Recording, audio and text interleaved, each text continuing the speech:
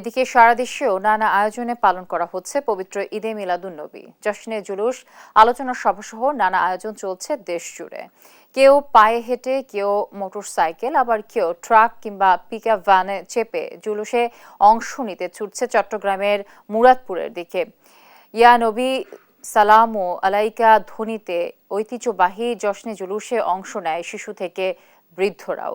ধর্মপ্রাণ মুসলমানদের পদচারণায় মুখর হয়ে ওঠে পুরো এলাকা।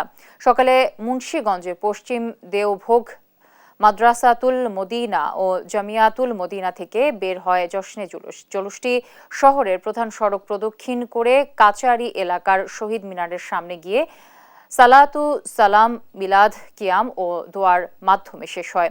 নারায়ণগঞ্জে সর্ববৃহৎ জশ্নে জুলুস শোভাযাত্রা অনুষ্ঠিত হয়েছে।